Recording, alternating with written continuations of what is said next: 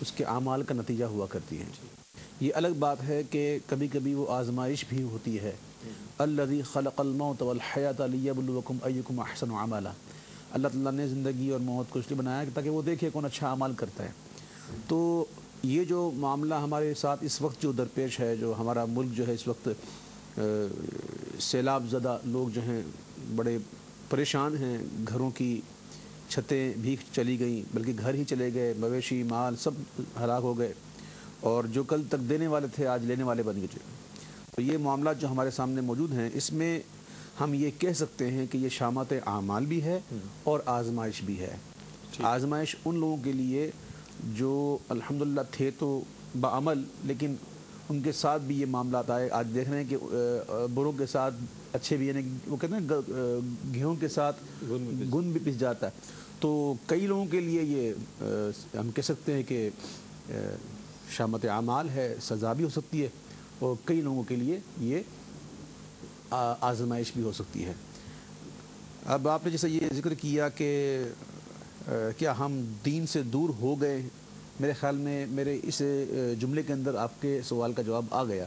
واقعی اگر ہم اس وقت اللہ کی فرم برداری میں ہوتے، اس کے احکام بجا لاتے، تو شاید ہمیں یہ دیکھنا نصیب نہ ہوتا. تو یہ جو کچھ بھی ہے میں سمجھتا ہوں ہمارے اعمال کا نتیجہ ہے، اور بہت اس وقت ضرورت اس بات کی ہے کہ ہمیں کثرت کے ساتھ استغفار کرنی چاہیے، اللہ کے حضور معافی مانگنی چاہیے گڑ گڑا کر. ابھی مجھے علم ہوا، میں نے ایک خبر کے حوالے سے مجھے ایک نجی چینل پر میں نے ایک خبر دیکھی کہ 1 ستمبر سے لے کر 10 ستمبر تک ایک اور مونسون کا سلسلہ داخل ہو رہا ہے، اور پھر ایک پڑوسی ممالک سے بھی ہے جو پانی چھوڑ دیا گیا دوبارہ. تو وہ بھی معاملہ آ رہا ہے. تو دعا کیجیے اللہ ہمیں مزید تباہی سے بچائے، اور اللہ تعالیٰ ہمارے گناہوں سے درگزر فرمائے. اور جیسا کہ آج کا یہ پروگرام بھی جو منعقد کیا، اور بالخصوص آپ نے خصوصی طور پر اسے انعقاد کیا، اس بزم کو سجایا، یہ اسی حوالے سے ہے کہ یہاں ہم بیٹھ کے اللہ کے بارگاہ میں توبہ استغفار کریں گے، دعا کریں گے، اور کوشش کریں گے کہ لوگوں تک وہ باتیں پہنچائیں کہ جس سے ہم ان معاملات سے بچ پائیں اور اپنے اعمال کی بھی اصلاح کر سکیں. ٹھیک ہے اویس بھائی، بہت اچھے انداز میں آپ نے جواب نہایت فرمایا. شاہ صاحب میں پوچھنا چاہوں گا آپ سے، دعا خشوع و خضوع کے ساتھ مانگنی چاہیے. الدعاء مخ العبادہ، دعا عبادات کا مغز ہے. اور وقال ربکم ادعونی استجب لکم، کہ تم مجھے پکارو میں تمہاری پکار کا جواب دوں گا. یہ تمام چیزیں ہمارے پیش نظر ہیں، اس کے باوجود دعا میں خشوع و خضوع نظر نہیں آ رہا. دعا مانگتے بے دلی سے، اور ایسے مساجد میں ہم دیکھتے ہیں، اجتماعات میں دیکھتے ہیں کہ دعا مانگتے ہوئے ہماری کوشش یہ ہوتی ہے کہ جلد از جلد دعا ختم ہو تو ہم اپنے گھر کا راستہ لیں. تو یہ چیز کیوں ہم میں پیدا ہو گئی، جبکہ دعا ہی وہ ایک ہمارا استغاثہ اللہ کی بارگاہ میں پیش ہو رہا ہوتا ہے، ہماری حاجات اللہ کی بارگاہ میں پیش ہو رہی ہوتی ہیں، اور ہم اپنے مقاصد کو اللہ کی بارگاہ میں پیش کر رہے ہوتے ہیں. ایسے موقع پر ہم کیوں کر اس میں دلچسپی کا مظاہرہ نہیں کرتے؟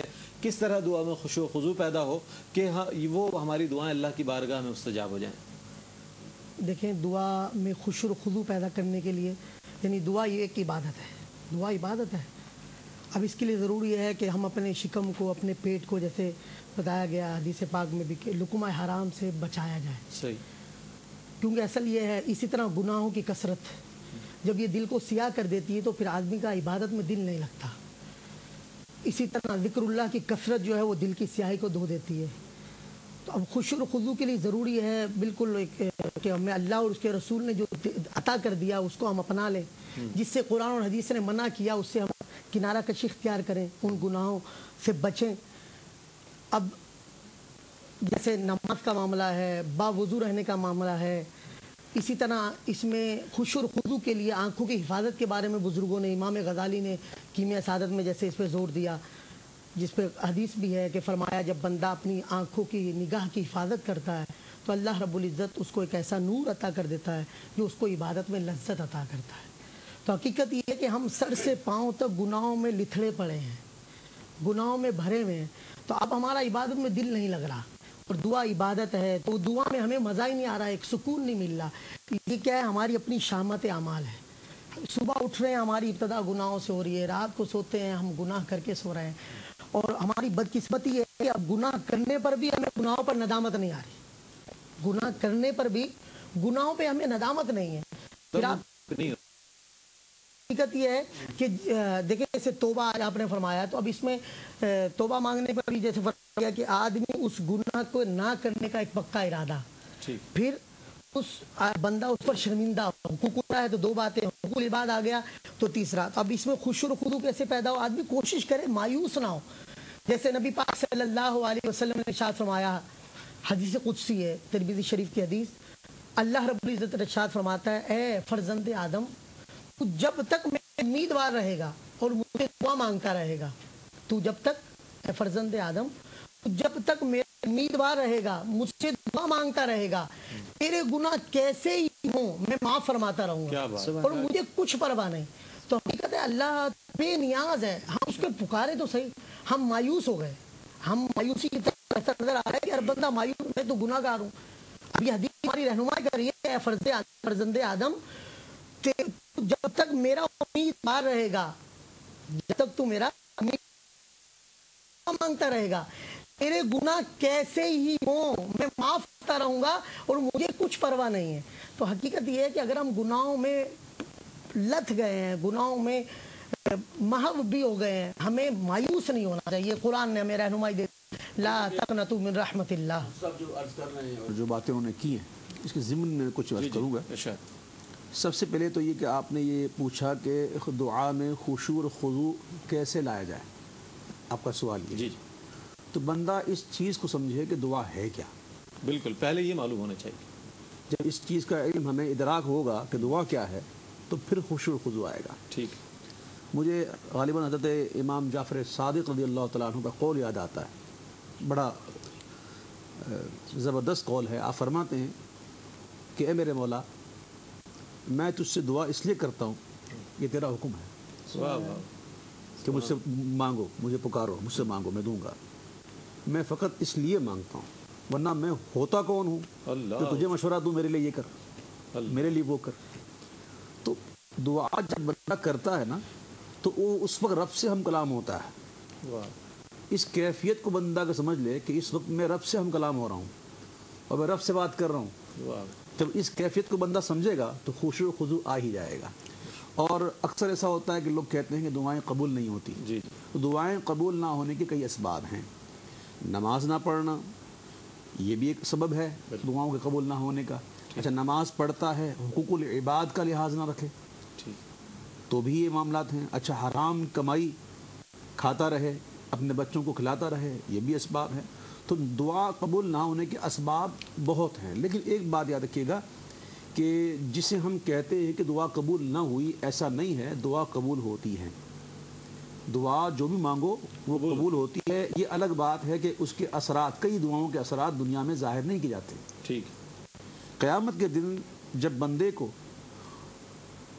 اس کی ان دعاؤں کا جس کے اثرات دنیا میں ظاہر نہ ہوئے, جو رب سے مانگی, قیامت میں جب ان دعاؤں کا اجر دیا جائے گا اور صلہ دیا جائے گا تو وہ اجر و صلہ اتنا شاندار ہوگا کہ وہ بندہ اس وقت تمنا کرے گا کہ کاش دنیا میں میری کوئی دعا قبول ہی نہ ہو. سبحان. تو لوگ یہ نہ سمجھے کہ دعا قبول نہیں ہوتی, آپ دعا مانگے. وہ کہتے ہیں کہ اپنا شرف دعا سے ہے, باقی رہا قبول. یہ جانے ان کے ہاتھ میں کنجی اثر کی ہے. کیا سرکار کا نام لے کر, حضور کا وسیلہ بنا کر دعا کیجئے, اور جو دعا درود پاک سے شروع ہو اور درود پاک سے اختتام ہو تو وہ دعا قبول ہوتی ہے. کیونکہ ہمارے اعمال اس لائق تو نہیں ہیں کہ وہ قبول کیے جائیں, لیکن درود پاک ایک ایسی عبادت ہے, ایسا ایک وظیفہ ہے کہ یہ قبول ہی قبول ہے. درود پاک ہمیشہ قبول ہے. تو یہ کیسے ہو سکتا ہے کہ اول قبول ہو, آخر قبول ہو اور بیچ میں رہ جائے؟ تو یہ بھی سنا ہے, ہم نے پڑھا ہے کہ جب تک دعا کے شروع اور اختتام میں درود پاک نہ پڑھا جائے وہ دعا معلق رہ جاتی ہے. تو جب بھی دعا کریں اور صدق دل سے کریں اور اس تصور کے ساتھ کریں کہ میں اپنے رب سے مانگ رہا ہوں. مجھے ایک بزرگ کا واقعہ یاد آ گیا کہ وہ بزرگ آپ بھی آج بھی حیات ہیں, ان سے جب بھی کہیں نا حضرت دعا کریں تو فوراً ہاتھ اٹھا دیں. اللہ. وہ یعنی کہ اس میں ایک دیر نہیں لگاتے, فوراً دعا کریں گے. دعا کی اور کافی لمبی کریں گے, پھر بند کریں, پھر حضرت کو آئے گا دعا کیجیے, فوراً لمبی دعا. نہیں, دعا کے اندر ان کو دیکھا گیا کہ اتنی لمبی دعا کرتے ہیں.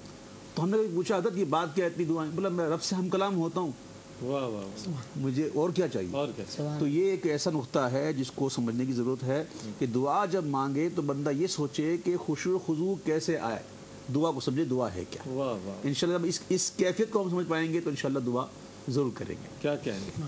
دعا کو باب اثر سے گزار کر دیکھو، دعا کو باب اثر سے گزار کر دیکھو، در نبی پہ خدا کو پکار کر دیکھو، تم ان سے دور ہو لیکن وہ تم سے دور نہیں، یقین آئے تو ان کو پکار کر دیکھو، یقین آئے تو ان کو پکار کر دیکھو۔ ناظرین گرامی، اس کے ساتھ ہی پروگرام میں شامل کر رہے ہیں نعت رسول مقبول صلی اللہ علیہ وآلہ وسلم۔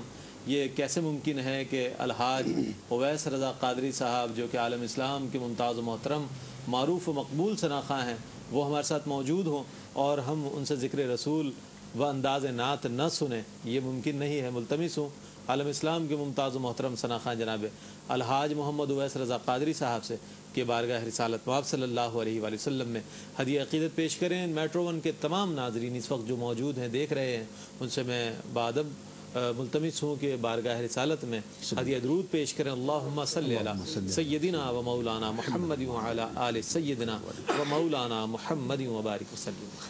اس موقع پر میں امام اہل سنت اعلیٰ حضرت عظیم المرتبت کا ایک کلام پیش کروں گا۔ غم ہو گئے بے شمار آقا، غم ہو گئے بے شمار آقا،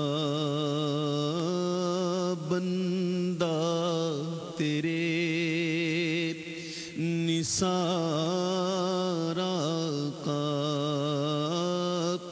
بندہ تیرے نثار آقا، ٹوٹی جاتی ہے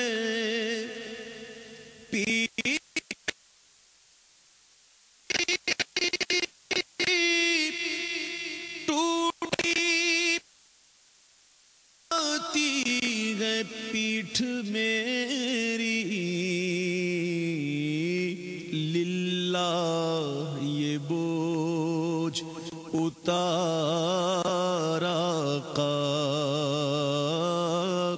للہ یہ بوجھ اتار آقا، بے عمل ہی کٹی عمر ساری، المدد بوجھ سر پر ہے بھاری، آہ عصیاں سے فرصت ملی نا، المدد تاجدار مدینہ، ٹوٹی جاتی ہے پیٹھ